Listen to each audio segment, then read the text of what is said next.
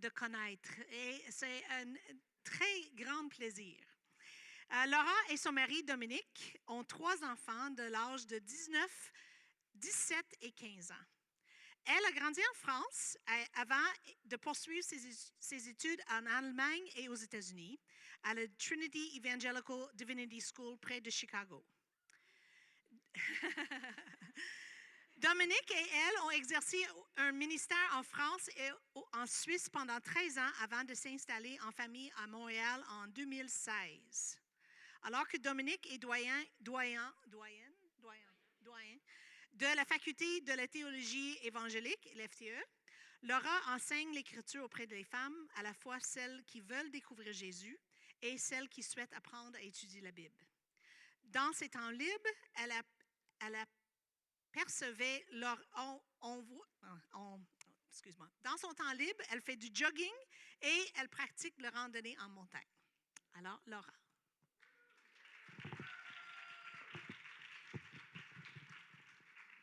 Le maître va t'installer.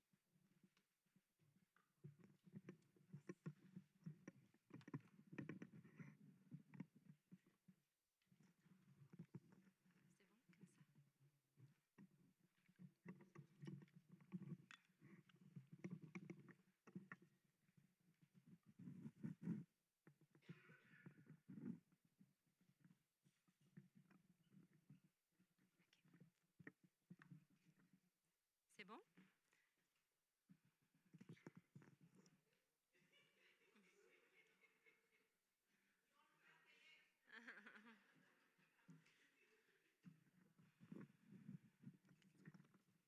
Oui, c'est correct. Okay. Bonjour à toutes. Vous m'entendez bien? Ça va? Ouais? Non? OK. Ah oui, c'est bon. Ben, je suis vraiment heureuse de pouvoir participer encore une fois à un atelier Sola. Et je suis heureuse aussi du choix du livre de cette année, Habakkuk, un prophète qui m'était honnêtement peu connu avant de me plonger dans l'étude de ce livre. Et je suis reconnaissante à l'équipe de Sola Femme Scriptura de m'avoir invitée à donner cet enseignement sur les liens entre l'Évangile et Habakkuk. Alors, vous rappelez-vous de la question 4 sur la fiche de préparation qui vous a été envoyée par courriel? Comment ce passage se rattache-t-il à l'Évangile de Jésus-Christ? De quelle partie de l'Évangile s'agit-il? Alors, qui ici trouve que cette question est la question la plus difficile sur la fiche ou une question très difficile? OK. Vous n'êtes pas la seule. Quand j'ai commencé à utiliser cette méthode de Sola Femme Scriptura pour étudier des passages de la Bible, je me suis demandé pourquoi cette question 4 était là et à quoi elle servait. Je la trouvais difficile, surtout pour certains passages de la Bible. Mais ce que j'ai découvert au fil du temps, et ce que j'aimerais vous communiquer aujourd'hui, c'est qu'elle est vraiment clé, cette question. Et même si elle demande une réflexion qui peut parfois prendre du temps, ben ça vaut vraiment la peine d'y réfléchir. C'est tellement riche et nourrissant pour notre propre foi. Parce que cette réflexion met en lumière, de façon toute spéciale, la beauté de l'Évangile. En faisant l'étude Habakkuk en préparation pour aujourd'hui, spécialement en répondant à cette question 4, combien de fois j'ai été vraiment émerveillée par les richesses de l'œuvre de Jésus. J'en ressors plus ancrée dans la bonne nouvelle de l'Évangile, dans le repos de ce que Jésus a fait pour moi, et je prie vraiment que ce soit aussi le cas pour vous. Alors, avant de nous plonger dans le vif du sujet, j'aimerais rapidement situer cette étape dans le parcours de préparation qui montre les étapes à suivre pour préparer un enseignement sur un passage biblique. On a déjà parlé de l'exégèse du côté gauche du schéma avec Angie et Rachel, comment identifier le contexte du passage et la structure du passage pour en arriver à comprendre le point principal du passage, c'est-à-dire le message central que l'auteur du passage voulait communiquer à ses lecteurs d'origine. Ensuite, il y a l'étape de réflexion théologique dans la partie supérieure du schéma où on répond à la question « Comment est-ce que mon passage se rattache à l'Évangile ?» Et c'est ce dont on va parler durant cette prochaine heure. Et finalement, du côté droit du schéma, on réfléchit au PPM, le point principal du message, c'est-à-dire ce qu'on veut communiquer à notre audience, les sous-points, les applications, et à la manière d'intégrer dans notre enseignement le lien qu'on aura trouvé entre notre passage et l'Évangile. Donc, on se penchera sur ce côté du schéma à la cohorte Sola en automne, donc venez à la cohorte. Alors aujourd'hui, on va se concentrer avec les liens avec l'Évangile dans le livre de Habakkuk, mais vous pouvez appliquer ces principes dont on va parler à tous les prophètes de l'Ancien Testament. On va passer les 35 prochaines minutes sur 4 questions et ensuite vous aurez 10 minutes dans vos petits groupes de 3-4 pour mettre en pratique ce qu'on aura vu et on reviendra tout ensemble ensuite à la fin. Donc, première question, pourquoi cette étape? Pourquoi est-ce qu'on doit se poser cette question? Des liens entre Habakkuk et l'Évangile, des liens entre les livres des prophètes et l'Évangile. Bien sûr, on sait qu'il y a des prophéties dans l'Ancien Testament par rapport à Jésus, par exemple au lieu de sa naissance. Mais est-ce que tous les livres de l'Ancien Testament et des prophètes et tous les textes de ces livres ont réellement un lien clair avec l'Évangile? Pour répondre à cette question, regardons à la manière dont Jésus lui-même lisait et comprenait la Bible. Donc, regardons un passage à la fin de l'Évangile de Luc. Luc 24, 44 à 47. Après sa résurrection, Jésus se montre à ses disciples et il leur dit, au verset 44, « Voici ce que je vous ai dit quand j'étais encore avec vous. Il faut que s'accomplisse tout ce qui est écrit de moi dans la loi de Moïse, dans les prophètes et dans les psaumes. » Là-dessus, il leur ouvrit l'intelligence pour qu'ils comprennent les Écritures. « Vous voyez, leur dit-il, les Écritures enseignent que le Messie doit souffrir, qu'il ressuscitera le 3e jour et qu'on annoncera de sa part à tous les peuples, en commençant par Jérusalem, qui doivent changer pour obtenir le pardon des péchés. » Donc, petite question pour vous, selon Jésus, dans ce passage, quel livre de l'Ancien Testament annonce sa venue? Ben, tous. La loi de Moïse, qu'on appelle le Pentateuque, tous les livres des prophètes et les psaumes, et cette expression était une manière de dire tous les écrits de l'Ancien Testament. Donc, selon Jésus, aussi au verset 46, l'ensemble de l'Ancien Testament enseigne que le Messie doit souffrir, qu'il ressuscitera et que le pardon des péchés sera annoncé à tous les peuples. Selon Jésus, l'Ancien Testament annonce l'Évangile. Et en passant, il y a un bon nombre d'autres passages dans le Nouveau Testament qui montrent aussi que tout l'Ancien Testament pointe vers Jésus, mais on n'a pas le temps de les aborder aujourd'hui. Une phrase toute simple qui illustre la relation entre l'Ancien Testament et l'Évangile est la suivante. C'est une phrase qui est tirée d'une Bible pour enfants qui est là aujourd'hui. Je ne sais pas s'il y a encore des copies qui restent avec Publication chrétienne, mais je recommande vraiment cette Bible. La Bible te raconte Jésus, qui connaît d'ailleurs. Ouais. Donc le sous-titre, c'est « Chaque histoire murmure son nom ». Et ce ne sont pas simplement les histoires qui murmurent son nom. Par exemple, les textes narratifs qu'on trouve dans la Genèse ou dans les Rois. Mais chaque prophète, chaque psaume annonce, chuchote, murmure, d'une manière ou d'une autre, l'Évangile. Et en fait, la Bible est une grande histoire, cohérente du début à la fin. Et le centre de l'histoire, le point culminant, c'est la mort et la résurrection de Jésus-Christ, c'est l'Évangile. L'Évangile est le centre interprétatif de la Bible, selon Jésus lui-même.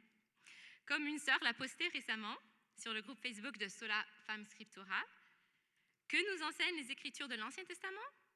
Jésus vient. Que nous enseignent les Écritures du Nouveau Testament? Jésus est venu. Quand tu étudies un passage de la Bible, c'est vraiment utile et important de le situer dans la grande histoire de la rédemption. Ça va t'aider à mieux comprendre le passage et aussi les applications du passage pour aujourd'hui.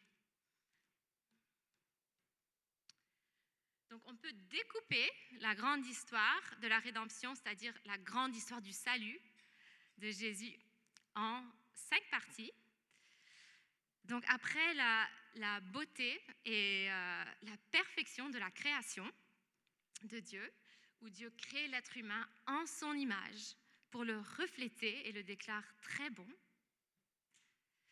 l'être humain se rebelle contre son Créateur et agit comme s'il était lui-même son propre Dieu. C'est la chute. Les conséquences du péché sont désastreuses. La relation avec Dieu brisée, la mort physique, la mort spirituelle. Mais dès le 3e chapitre de la Bible, Genèse 3, Dieu promet qu'il va intervenir pour sauver l'être humain et le réconcilier avec lui-même. De Genèse 3 jusqu'à la fin de l'Ancien Testament, on voit cette promesse répétée encore et encore. Le salut va venir, la rédemption arrive.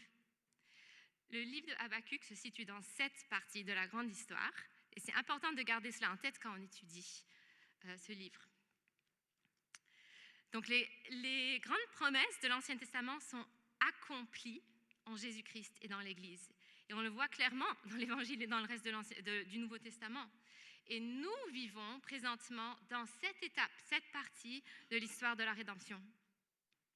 Mais il y a une 5e partie de l'histoire parce que même si certaines promesses de l'Ancien Testament sont déjà accomplies, comme le pardon de nos péchés, notre appartenance à la famille de Dieu, le fait que Dieu nous déclare justes par la foi, d'autres promesses ne sont pas encore accomplies, comme la destruction complète du mal et de Satan, la création des nouveaux cieux et de la nouvelle terre, où on va vivre dans la présence de Dieu et nos nouveaux corps incorruptibles.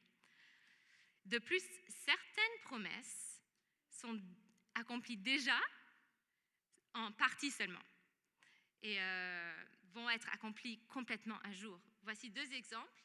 Déjà, nous nous reposons en Christ, mais un jour, notre repos sera vraiment complet. Et déjà, nous sommes libérés de la punition que mérite notre péché et de la puissance du péché, mais un jour, on sera libérés de la présence même du péché. Donc la partie 5, le parachèvement, va se produire quand Jésus va revenir. Le préfixe para devant achèvement signifie achèvement complet. Donc parachever quelque chose veut dire terminer quelque chose en le rendant parfait. Les prophètes qui annonçaient une intervention future de Dieu pour sauver parlaient tantôt de la partie 4, le déjà pour nous, et tantôt de la partie 5, le pas encore, selon notre point de vue. Et parfois, dans un même passage, un prophète pouvait parler à la fois des parties 4 et 5, de l'accomplissement et du parachèvement. Il ne faisait pas distinction entre ces 2 parties, entre les devenus du Messie. C'est comme s'il voyait au loin des sommets de montagne, sans distinguer un premier sommet plus proche, celle de la première venue du Messie, et un deuxième sommet plus loin, celui de son retour. Et c'est seulement quand Jésus est venu qu'il a expliqué qu'il reviendrait pour parachever l'accomplissement de la promesse. Et c'est Jésus lui-même qui a expliqué que la venue du Messie se faisait en 2 temps.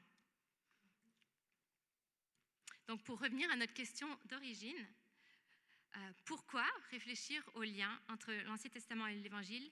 Pourquoi cette étape dans le parcours de préparation? Parce que Jésus lui-même nous a enseigné à le faire et que la Bible raconte cette grande histoire. Oups. Et si on sautait cette étape, il y a 2 dangers. On comprendrait seulement en partie notre passage, on aurait une vue rétrécie et erronée même du plan de Dieu parce qu'on mettrait de côté le but ultime de l'Ancien Testament, qui est de pointer vers Jésus, d'annoncer sa venue. Et puis, on ferait des mauvaises applications. Si on ne comprend pas que l'Évangile est le point central de toute la Bible, on va faire des erreurs quant à l'application des passages pour nous aujourd'hui. Par exemple, en tirant des applications moralisatrices. Donc, on a besoin vraiment de cette étape dans notre préparation et en général quand on lit la parole. Donc, on peut dire avec confiance que Habakkuk a un message qui pointe vers Jésus et tout ce qu'il a accompli, le déjà, et ce qu'il va encore accomplir, le pas encore. La question qu'on doit se poser, c'est comment est-ce que le livre et les différents passages de Habakkuk pointent vers Jésus? Mais avant de répondre à cette question, ce serait utile de définir l'Évangile. On en vient à notre 2e question. L'Évangile, c'est quoi? Une définition simple. Voici. la bonne nouvelle de ce que Dieu a fait pour nous en Jésus-Christ. La bonne nouvelle de ce que Dieu a fait pour nous en Jésus-Christ. Donc le cœur de l'évangile, c'est la mort et la résurrection de Jésus. C'est si simple qu'un enfant de 10 ans, un enfant peut le dire en 10 mots. Jésus est mort pour mes péchés et il est ressuscité. Mais les écrits de l'Ancien Testament se rapportent non seulement au cœur de l'Évangile, mais aussi à d'autres aspects de la bonne nouvelle. Voici un schéma qui montre que le cœur de l'Évangile est ses autres aspects. Ces aspects incluent l'incarnation de Jésus, sa vie, son ministère, son ascension, son retour, son règne éternel. Certains passages de l'Ancien Testament et des prophètes en particulier vont annoncer plutôt les bénéfices de l'Évangile au côté gauche du schéma. Le pardon des péchés, la vie éternelle, une nouvelle identité en tant qu'enfant de Dieu, l'Esprit Saint qui habite en chaque croyant. Et on peut aussi voir ces bénéfices selon une autre perspective, comme une pièce, l'autre côté de la pièce. Avant de recevoir ces bénéfices, on en avait besoin. Par exemple, à cause de notre péché, on a besoin du pardon de Dieu. Et du côté droit du schéma, on voit la réponse attendue face à cette bonne nouvelle, la repentance, la foi et l'obéissance. Donc, garde en tête la définition de l'Évangile quand tu réfléchis au lien vers l'Évangile dans ton passage. La bonne nouvelle de ce que Dieu a fait pour nous en Jésus-Christ. Et garde en tête aussi ce schéma qui montre les différents aspects de l'Évangile et les bénéfices, le besoin et les réponses. Donc, on a déjà répondu à 2 questions. Pourquoi cette étape? L'Évangile, c'est quoi? On en vient à notre 3e. Comment faire?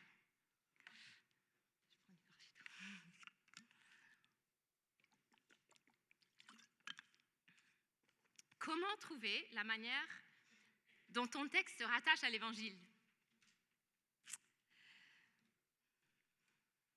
Tu cherches les routes vers l'Évangile. Ce sont des liens naturels qui sont là, dans ton texte, et qui mènent réellement vers l'Évangile. Dans les prophètes, il y a au moins 6 types de routes qui mènent à l'Évangile. Et pour les trouver, il n'est pas question d'être créative, mais plutôt d'être observatrice. Tu parcours lentement ton passage en te posant la question, est-ce que je vois une ou plusieurs de ces routes dans mon passage?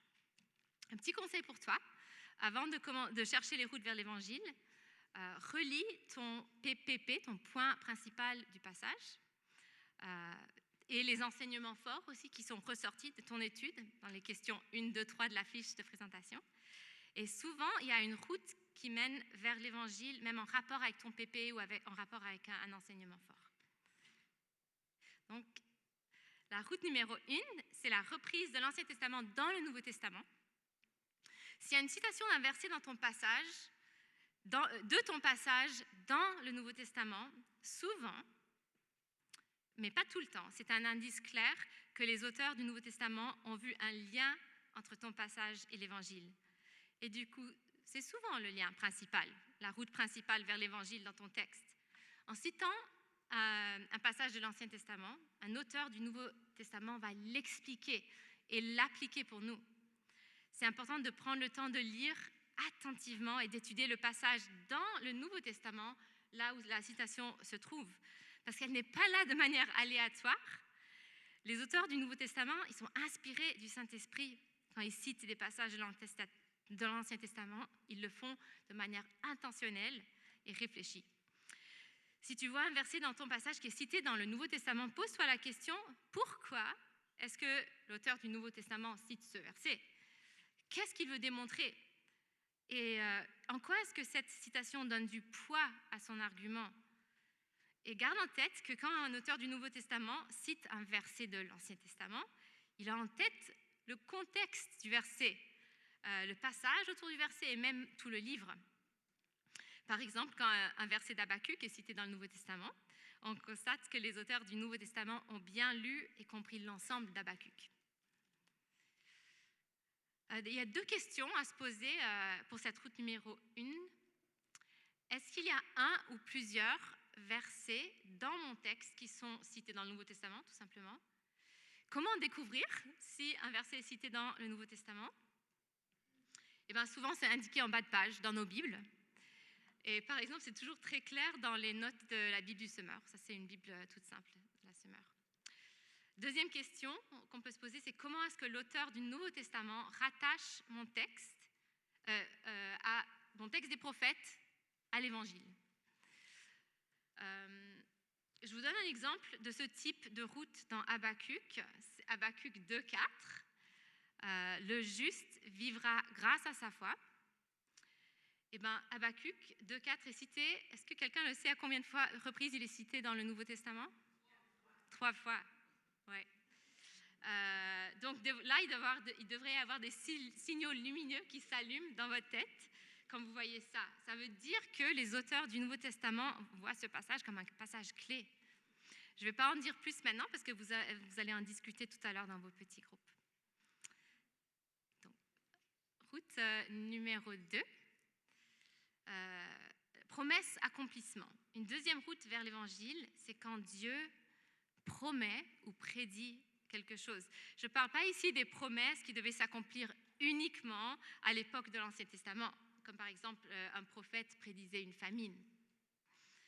Mais je parle des promesses qui s'accomplissent autour de l'Évangile, soit autour de sa première venue ou soit de sa deuxième venue, son retour. Et puis, comme on en a déjà parlé, parfois une promesse peut être accomplie à la fois dans la partie déjà et à la fois dans la partie pas encore de l'histoire du salut. Donc, je vous donne un exemple qui m'a particulièrement touchée cette semaine. Dans Habakkuk 2,14, et Angie a fait référence à ce verset ce matin. Dieu dit dans ce verset, « La terre sera remplie de la connaissance de la gloire de l'Éternel. » Donc, c'est une promesse. Quand est-ce que toute la terre sera remplie de la gloire de l'Éternel? C'est encore futur. Cette promesse incroyable sera accomplie parfaitement quand Jésus va revenir. En parlant de la Nouvelle Jérusalem dans Apocalypse 21, Jean dit « La ville n'a besoin ni du soleil, ni de la lune pour l'éclairer, car la gloire de Dieu l'illumine. » Car quelle promesse inimaginable, mais si précieuse pour nous. Mais il y a en plus un accomplissement partiel de cette promesse maintenant. Le déjà de la promesse qui est accompli à la première venue de Jésus. Paul dit en 1 Corinthiens 4,6 « En effet, le même Dieu qui, un jour, a dit que la lumière brille du sein des ténèbres, a lui-même brillé dans notre cœur pour y faire resplendir la connaissance de la gloire de Dieu qui rayonne du visage de Jésus-Christ. » La gloire de Dieu est révélée en Jésus-Christ. Et cette gloire a brillé dans nos cœurs, les cœurs de ses enfants, dans l'Église.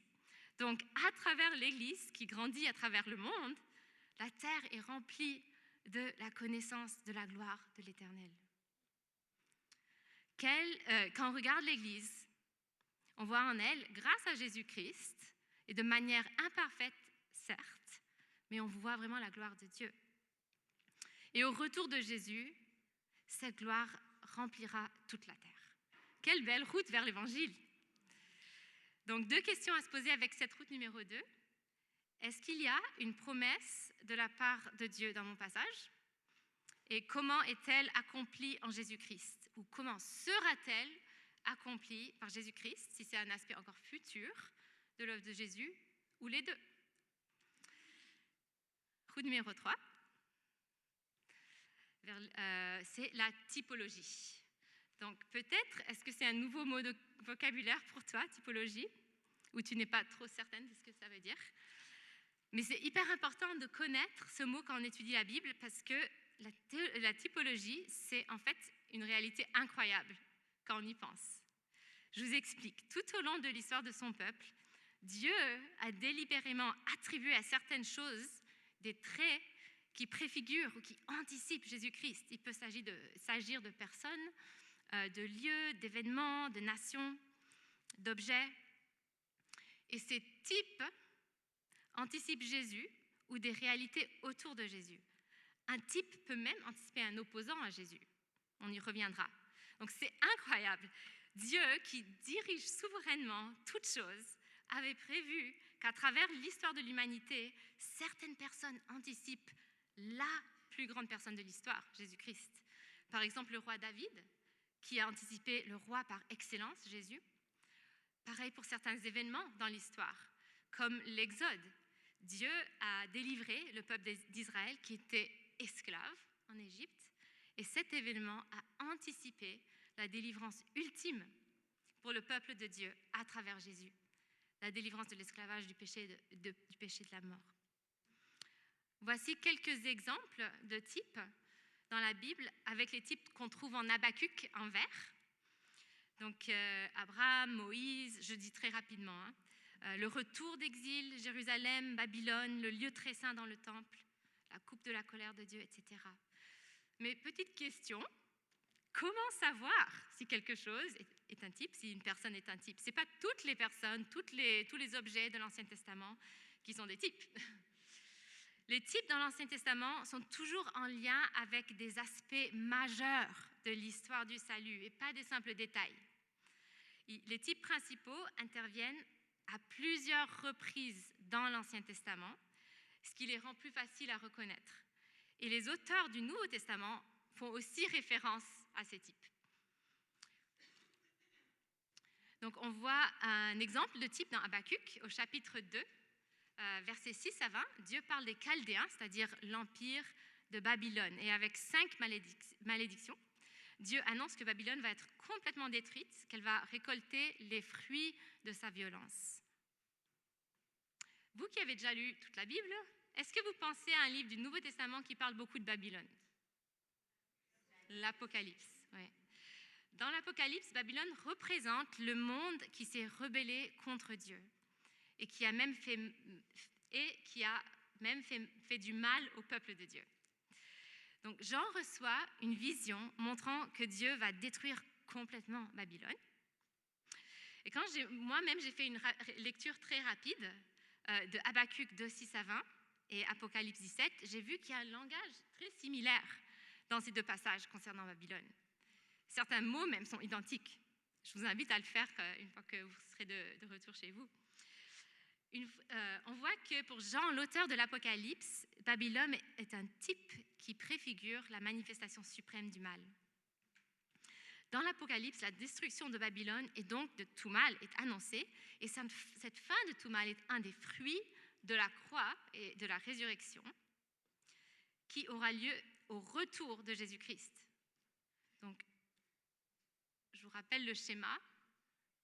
Un aspect de l'évangile, c'est la seconde venue et tout ce qui va être en lien avec cette seconde venue.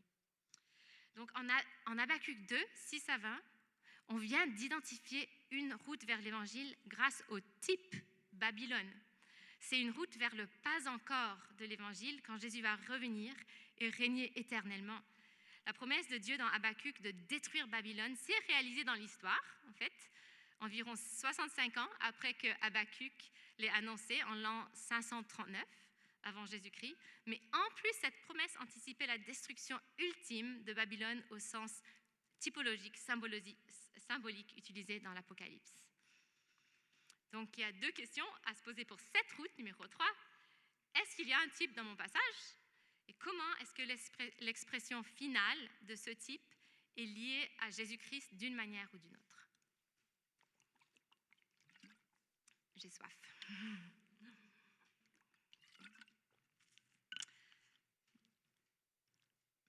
La route numéro 4, c'est les grands thèmes qui traversent la Bible. Certains thèmes se développent progressivement tout au long de l'Ancien Testament et ils trouvent leur point culminant en Jésus-Christ.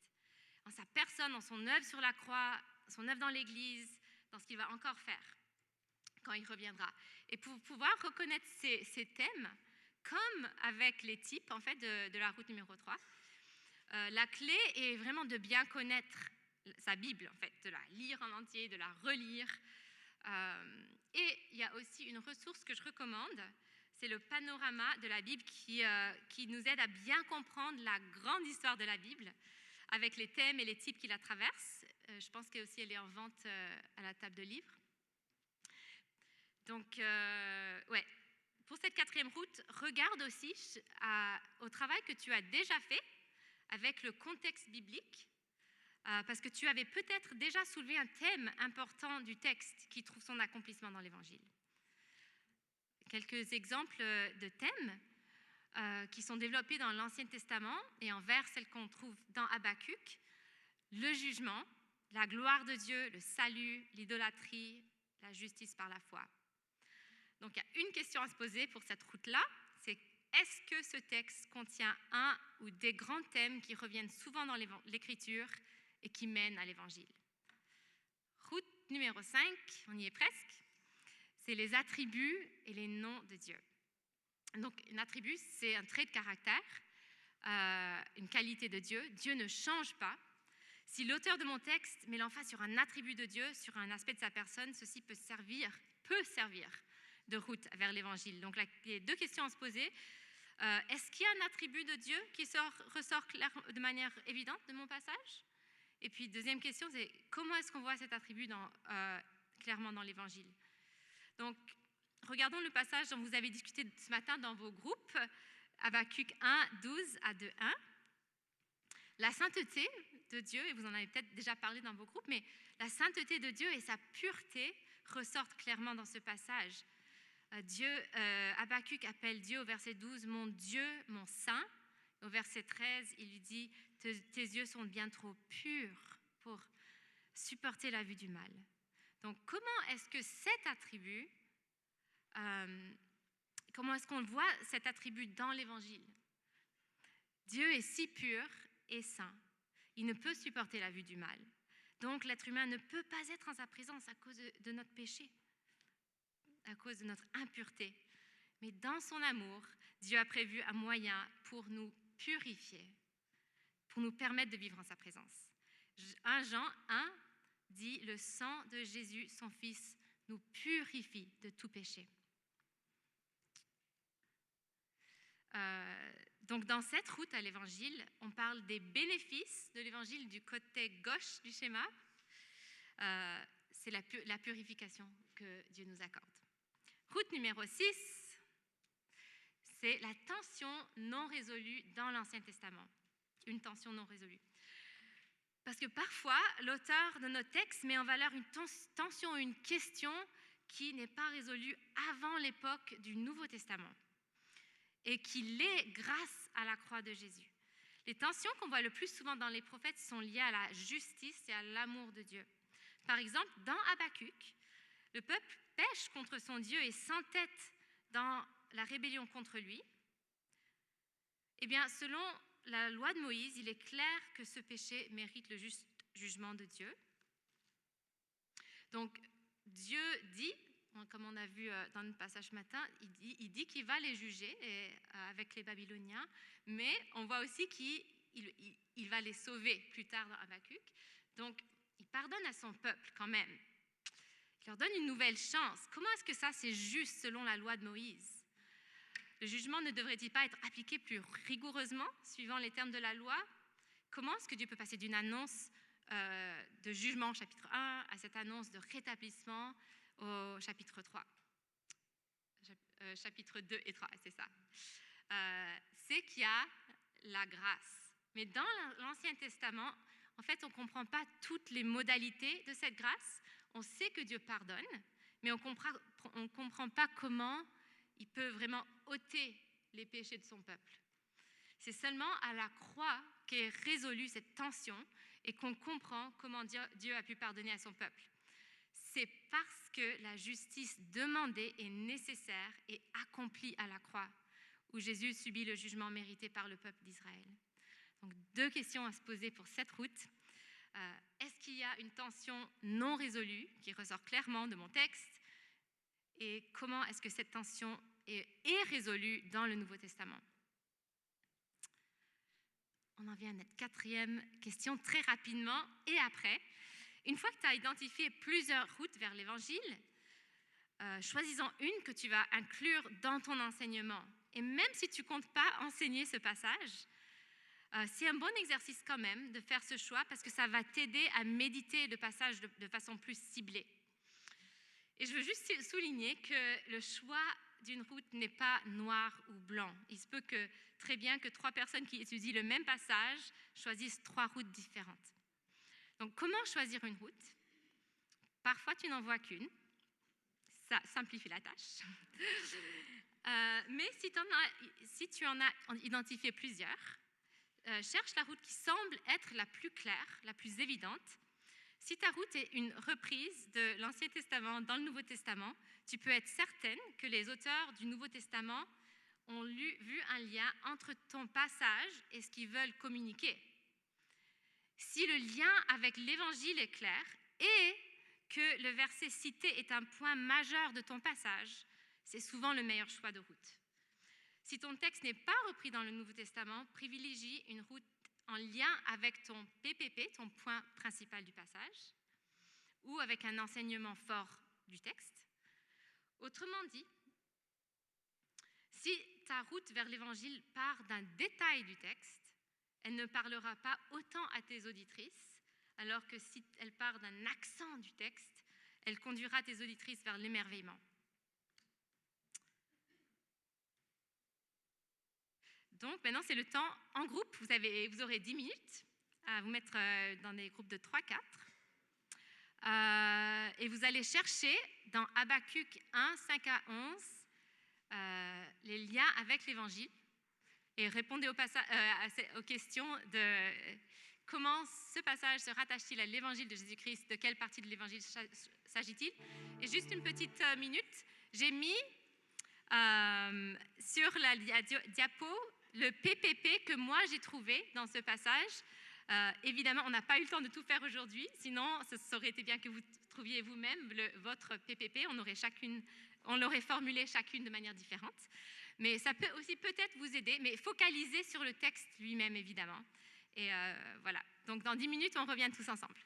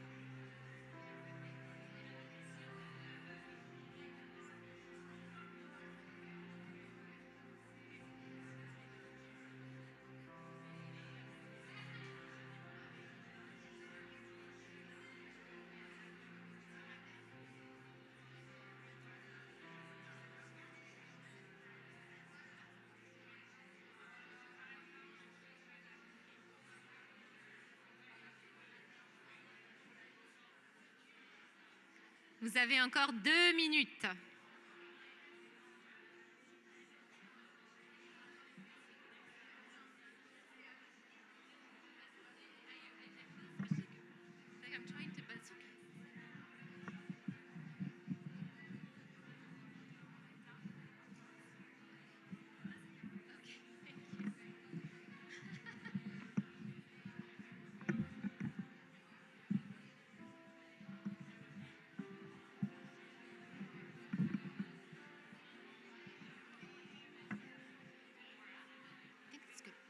I mean, to more what?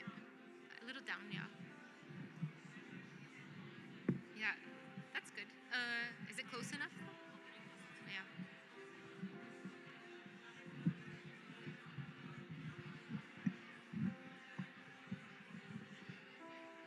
Okay, that's good. Yeah. Well, I'm not used to this, so I have no idea really. You can still see your papers? Like,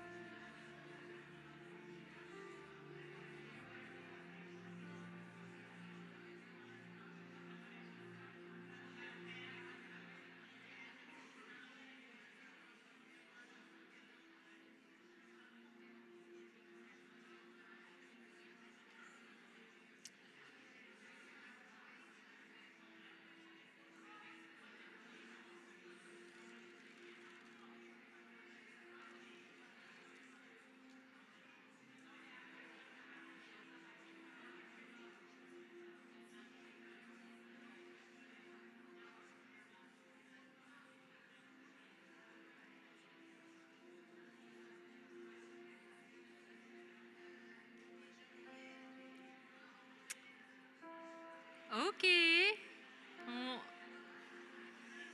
On va revenir tous ensemble. Je sais que 10 minutes, c'est peut-être pas beaucoup, pas assez en tout cas. Mais levez la main si vous avez réussi à identifier au moins une route vers l'Évangile. Ok, super. Yay.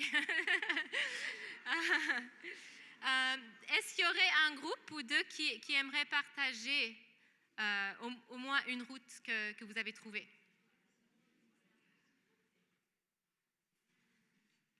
Ou quel type de route? Peut-être dire au moins quel type de ces 6 types de routes. Je vois pas. Ah, allez-y.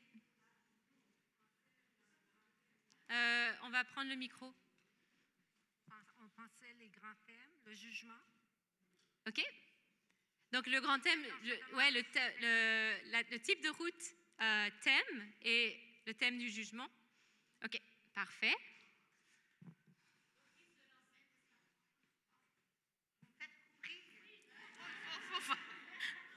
Et reprise de l'Ancien Testament dans le Nouveau, acte 13, verset 41.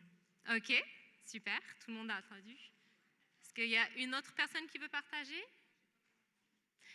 C'était la route numéro 1, reprise de l'Ancien Testament dans le Nouveau Testament, dans Acte 13, verset 41. Ouais.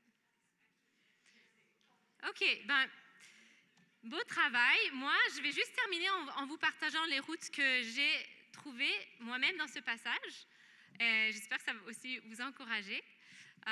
Et après, je vais vous dire quelle route j'ai choisie pour vous montrer un peu comment on fait. Ou comment on peut faire. Donc, reprise, la première route que j'ai trouvée, c'est la reprise de l'Ancien Testament dans le Nouveau Testament. Donc, dans Acte 13, on trouve ce discours de Paul où il s'adresse à des Juifs. Il leur annonce l'Évangile et le pardon des péchés offerts en Jésus. Et à la toute fin de son discours, il leur donne un avertissement. Et il leur demande de ne pas avoir la même attitude que leurs ancêtres au temps des prophètes. Et c'est là qu'il cite Habakkuk 1,5. Je vais le lire. Je vais lire ce que Paul dit dans Acte 13. Regardez, hommes pleins de mépris, soyez dans l'étonnement et disparaissez, car je vais accomplir en votre temps une œuvre que vous ne croiriez pas si l'on vous en parlait. Donc, grosso modo, Paul est en train de dire aux Juifs, comme Dieu a annoncé une œuvre étonnante, surprenante, au temps d'Habacuc, le fait qu'il allait envoyer les Babyloniens pour juger son peuple, Dieu a accompli une œuvre étonnante, stupéfiante de nos jours, en envoyant son propre Fils pour sauver son peuple, et spécialement en le ressuscitant d'entre les morts. Donc ça, on le voit dans le reste du passage dans Acte 13, qui met l'emphase sur la résurrection. Et Paul dit aussi aux Juifs, comme les Israélites du temps d'Habacuc devaient accepter l'annonce de Dieu avec foi, vous aussi croyez à cette œuvre surprenante et vraie et ne la rejetez pas. Quelle route vers l'Évangile, hein? L'Évangile est surprenant, il est étonnant. On n'aurait jamais imaginé que le Dieu de l'univers envoie son Fils pour mourir pour les péchés et qu'il le ressuscite. Mais Dieu attend de nous qu'on réponde à cette bonne nouvelle avec foi et non avec mépris ou incrédulité. Donc, cette route fait référence au centre de l'Évangile, surtout la résurrection, et aussi à la réponse demandée, la foi. La deuxième route que j'ai trouvée, c'est un thème qui traverse la Bible, le thème de l'idolâtrie. Au verset 11, en parlant des Babyloniens, Dieu dit « Puis il change d'avis et il passe plus loin, il se charge de crimes, lui qui voue sa force à son Dieu. » Donc les Chaldéens étaient idolâtres. Pour leur victoire militaire, ils rendaient gloire à un faux Dieu et non au seul vrai Dieu.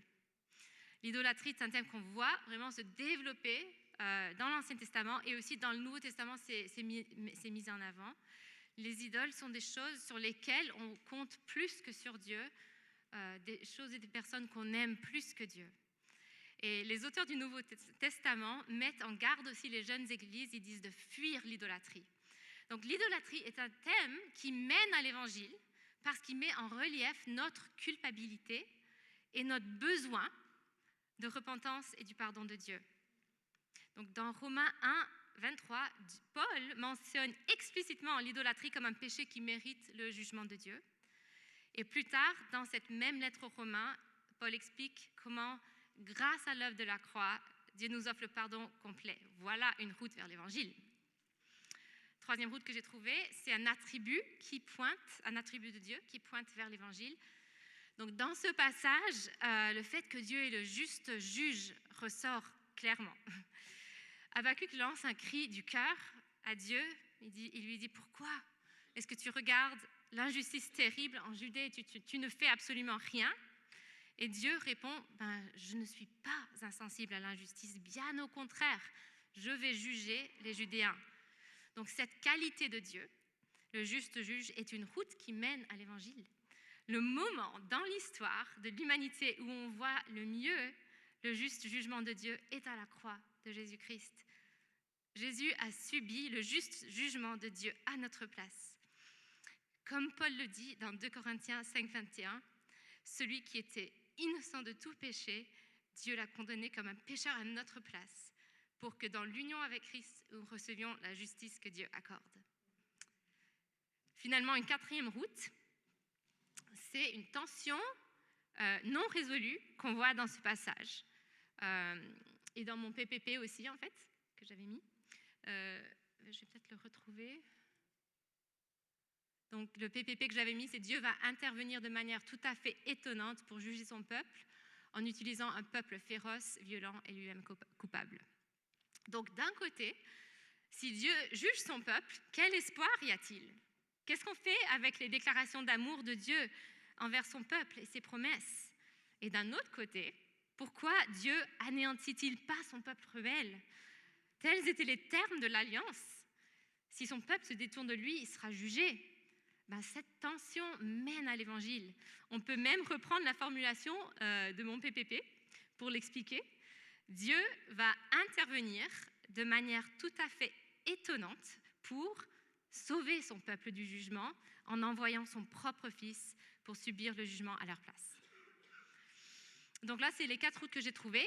Quelle route est-ce que je choisirais parmi ces 4 pour enseigner ce passage? Les 4 options sont bonnes et vous en avez trouvé d'autres aussi dans vos petits groupes. Et comme j'ai dit, le choix d'une route n'est pas noir ou blanc, mais je vous explique un peu mon raisonnement. Le thème de l'idolâtrie ne me paraît pas central dans ce passage et il y a d'autres passages dans Habakkuk qui en parlent aussi, donc je mets de côté cette route-là. L'attribut de Dieu en tant que juste juge, on le voit aussi dans d'autres passages d'Habakkuk et si possible, je veux chercher une route qui est unique à mon passage, surtout si j'enseigne tout le livre d'Habakkuk. Mais je choisirai certainement cette route-là pour un autre passage dans Habakkuk. Donc la tension non résolue est une route qui ressort clairement parce qu'elle a un lien clair avec le PPP. Donc c'est une très bonne option, mais j'ai préféré choisir la route de la reprise de l'Ancien Testament dans le Nouveau Testament. Ce verset cité par Paul a un lien clair et spécifique avec l'Évangile. Et en plus, ce verset dans Habakkuk, le verset 5, est central puisqu'il introduit ce qui suit, en fait, de manière très forte. Donc, en terminant, si tout cela vous paraît un peu complexe, c'est normal. Et honnêtement, j'ai beaucoup appris, même juste en préparant cette présentation. Donc, la clé, c'est de s'entraîner et de se familiariser avec les différents types de routes. Ça prend du temps et on peut dire d'une certaine manière que c'est le travail de toute une vie. Mais persévérons, car c'est cette étape qui nous permet de relier notre texte au grand récit biblique et de comprendre comment il nous présente Jésus. Voilà, merci beaucoup pour votre écoute, mais j'aimerais conclure en priant ensemble. Seigneur, nous te prions pour chacune d'entre nous ici, qu'en étudiant les prophètes de l'Ancien Testament, et en particulier Habakkuk, que tu nous donnes la joie de saisir de plus en plus la beauté et la profondeur de l'Évangile de Jésus-Christ. Et nous te prions aussi qu'on soit si émerveillés par la richesse de ce grand plan du salut et de ton amour pour nous en Jésus-Christ, qu'on ait un désir et un zèle pour répandre ton Évangile de paix autour de nous. Au nom de Jésus, Amen.